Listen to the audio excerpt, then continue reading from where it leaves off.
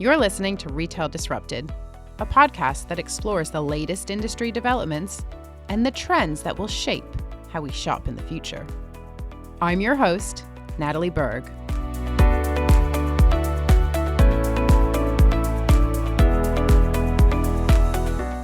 Hello and welcome back to Retail Disrupted. I'm Natalie Berg, and in this episode, we are teaming up with our friends at Manhattan Associates to dive into the world of retail tech.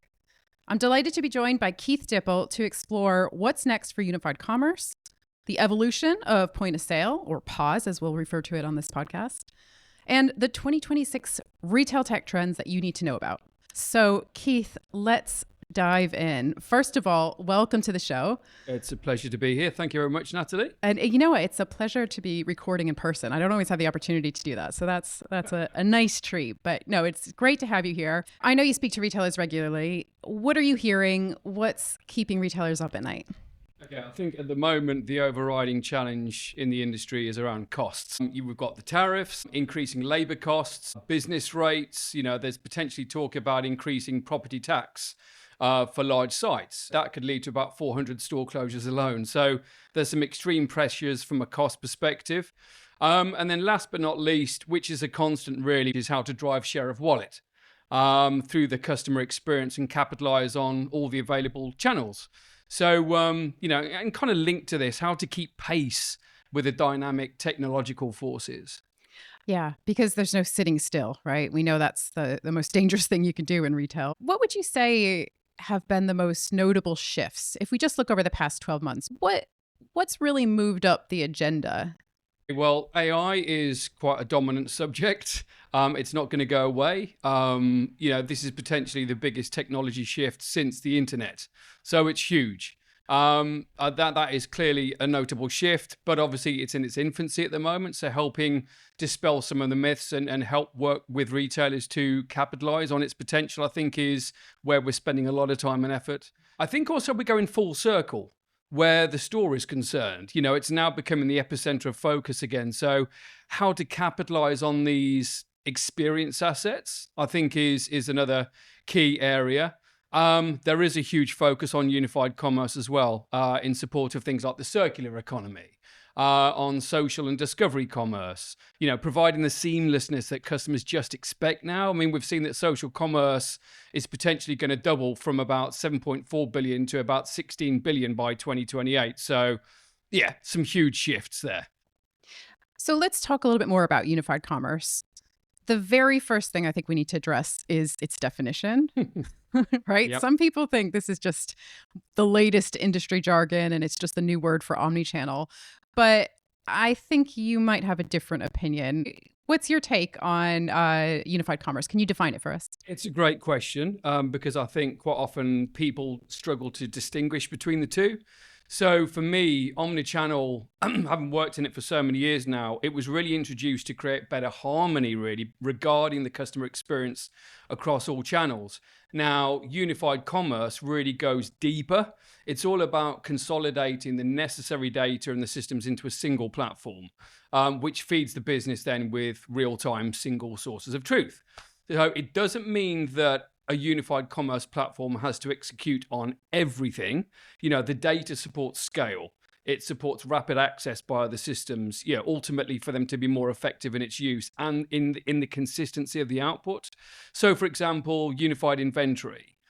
You can't expect endless aisle shopping experiences without that centralized inventory window where the position of every item of stock is known across its entire range. Let's just briefly talk about the consumer. And I think it's kind of an unfair question to ask you what consumers are looking for these days, partly because as consumers, we want it all, but also partly because consumer needs today are becoming highly individualized. But I am going to ask you to take a stab at this anyway. What are you seeing from a consumer perspective? What is it that really drives loyalty today? Despite the rapidly changing market forces, I think one thing remains constant, and that's simplicity. Making things easy has consistently now been a top driver of loyalty. It's a natural human requirement. We're not complexity masochists. It's ever more important now in an age of channel and information overload. I think it can be overwhelming to many. We've got less time. We need things quickly. So for this reason, instant gratification and I think transparency of information is absolutely paramount. With seamless and slick shopping journeys, you could argue that the customer promise is now actually the new pricing match in terms of importance. And what happens if retailers get it wrong? Because we know that a poor customer experience can ultimately erode customer trust, customer loyalty. It just takes one bad experience to really turn a shopper off. So what's the risk of retailers getting this wrong? Well, that's it. I think it's quite simple. I mean, as you say, making shopping frustrating and painful, it's going to turn shoppers away. At least in terms of recency or frequency of shopping, because it's becoming a chore. It's pretty crucial to get it right and keep it consistent. Yeah, I agree. I think, as a retailer today, you can't afford to offer poor service. You can't afford mediocre. You can't afford to overpromise and underdeliver. But I guess my next question to you, Keith, is how do retailers balance these expectations with the very real need to, drive those operational efficiencies, the kind of financial realities of being a retailer in 2026? Yeah, well, this is an area coming back to unified commerce, really, where it helps to find that balance. It helps to address it. For example, things like how to route and fulfill orders as profitably and sustainably as possible, how to accommodate operational nuances that can vary by individual site, including things like thresholds that can support the customer promise. So, for example, not sending orders to a store to fulfill where it doesn't actually have the operational capacity to execute on that task at that moment. And then ensuring through a unified stock view that the item is actually available to promise. For fast-moving environments as well, a major challenge is around stock level thresholds. You need to adhere to those. You've really got that contingency to support the promise. And earlier, you talked about the importance of having a single real-time view of inventory, and that is really what unified commerce is all about. It's so important for both staff and customers to know what's available, where, and when. And given that we are living in this on-demand era where shoppers just expect things instantly, I know when we spoke previously, you talked about instant gratification and how that's just becoming the norm. Why aren't retailers doing a better job here? Interestingly, only 40% of retail unified commerce leaders have actually mastered real-time inventory visibility on the product detail page. Also, things like a lack of estimated delivery dates early in the product search and build process of the basket, that can lose 1 in 4 carts. So again, the repercussions are quite severe. Technical debt is also a challenge as well. They're working with solutions that aren't as interoperable as they would have expected, perhaps. You've got multiple versions of the truth as well with conflicting data. And then for some as well, it's about lacking the ability to improve the traceability of stock in really fast-moving environments as well. And I guess with customer expectations evolving so rapidly and so dramatically, with a lot of these innovations, they very quickly become the norm. Customers want to know what's available, when it's going to turn up. And I don't know, I just think that if, 5 years from now, will we be looking back thinking, gosh, it's crazy that we didn't have that level of visibility. So with a unified view of inventory, what would you say, Keith, are the most tangible benefits that retailers see for staff, customers, and operational efficiency? From a staff perspective, I think it's about empowerment. Empowerment to save the sale. That can be as high as 20% of walkouts saved. So sometimes even higher. From a customer angle, I think providing satisfying transparency for them when building a basket or ordering in store, where the delivery promise is clear as you go through an ordering journey. Also, I think from a customer angle, feeling confident you won't be let down. We've seen net promoter score increases with our clients as much as 50% across the customer base. I mean, that's huge. From an operational efficiency perspective, you're looking at things like improved stock availability. I've personally seen that as high as 6 times greater when they unify all the product data. Things like reduction in logistics costs, that can be up to 20%, by utilizing stores as mini distribution centers. And lastly, I think reduction of in-store rejection rates as well. We've seen that by 75%. I think it was Group Dynamite where they've seen a huge reduction in that rate, because stock accuracy is so much greater, there's a significantly higher rate of order fulfillment. On the topic of fulfillment, Keith, I think it's important that we just briefly touch on evolving customer expectations here, because same-day delivery is the norm in some places now. And if it's not the norm, then it's expected as an alternative in certain situations. So when we think about same-day delivery or quick commerce more generally, from your experience, what are the most common operational hurdles that retailers face in serving this demand? And as a kind of second question here, how are stores adapting to meet that demand? Okay, so not using stores as mini fulfillment hubs, I think, is one of the hurdles. With an over-reliance on the distribution center, that naturally means the longer lead time. And obviously that can be off-putting. Integrating a fulfillment tool in store. This is basically a tool that store associates can use for things like pick, pack, dispatch activities in store. So linking that with last mile deliverers, your Just Eats, your Uber Eats, Deliveroo, who are now encroaching into many non-food retail businesses, linking that with a fulfillment tool so everything can be managed in one place. Again, make it easy, but this time for store colleagues. And I think another way is looking at ways to quicken resale rates on things like returns, where for some businesses, returns can be can be above 40%. So, yeah, especially in clothing, right? Absolutely. So it's absolutely crucial to get stock to the right selling space in the quickest time possible for resale. We've got smart returns logic that can support that type of scenario, but yeah, you need to get it out there on the shelf as quickly as you can, but it needs to be appropriate to a store that can actually sell that particular product. It needs to be relevant. Yeah, so interesting. I don't think the customer really thinks through what actually happens. No, you hand over that return, you have no idea what goes on behind the scenes to make it sellable again. So Keith, let's talk about point of sale or POS. When we've spoken previously, you mentioned how we need to think of this as the central nervous system. I love that. Yeah. So tell us a little bit more about what you mean by this, and also the role that modern POS systems play when it comes to things like dynamic routing or accurate delivery promises, for example.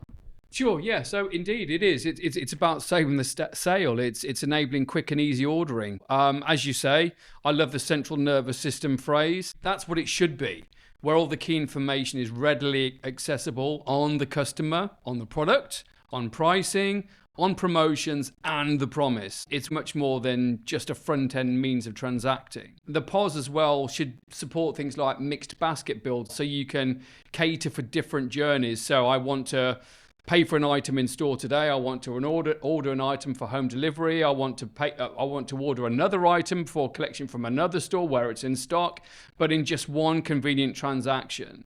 Is that something that you're seeing more demand for? Oh yeah, absolutely. And interestingly, I think the same should apply to online as well. But there are many sites out there which are still offering only one ordering journey. So I can order multiple items, but as a click and collect, or I can order multiple items as delivery. The ability to mix it up and make it convenient with one transaction is hugely important. Yes, it can have a bit of a cannibalizing effect, because if you're combining all these purchases into one transaction, you could think that means less transactions. But what it ultimately leads to is better convenience and an improved frequency of shopping, because you're making it so easy. I want to come back to that in a little bit, but first I'm going to throw a stat at you now, Keith. Only 43% of retailers say real-time inventory and dynamic routing are mature, yet 72% rate them as critical. Why is there such a gap, and how can retailers close it? I've spoken with a few retailers recently who aspire to ship from store, but they're currently stymied for reasons including things like multiple siloed sources of inventory data. So I think that could well be, a reason for that difference in terms of its importance versus where they are on the journey. Yeah, and who's doing it well? So a lot of our clients, interestingly, are fulfilling between about 40 to 60% of orders from their stores. So this naturally supports that quick commerce demand. Group Dynamite, interestingly, they moved their inventory accuracy from 80% to 99.2%, which is a huge step forward. And obviously that facilitates in turn the accurate promise, but importantly, to meet that commitment. And then you've got other entities out there like Leroy Merlin, spelt Leroy Merlin, and they offer split shipping options for the same order transaction. So there's some examples of retailers that are doing things well, and it comes back to getting those fundamentals right to support those journeys. It must be challenging, though, for a retailer because you want to offer customers choice, but ultimately, and convenience, right? Yep. But ultimately, that's going to create more complexity in when it comes to servicing those needs. And I guess it's no different to kind of the broader concept of omnichannel or unified commerce, where there are all these touch points out there today that exist, and retailers, struggling to know, do I need to be on TikTok? Do I need to be doing quick commerce? Do I need to be everywhere? Right? And what would you say to retailers? Obviously, they've got to be relevant channels. You've got to extend the reach based on the demographic, the profile of the customer that you're seeking to target. But again, it's important that you've got that infrastructure behind it. So when you're enabling shopping via these channels, that you've got a way of linking it together and meeting that fulfinancial promise again. Yeah, definitely. It's balancing, right? It's balancing the customer need and the financial realities, I suppose. Yes. So we know that traditional POS upgrades are costly, they're slow. We spoke earlier, and actually I think a key theme of this conversation is that retailers really can't afford to sit still, and that risk of inaction is just too great in the current climate.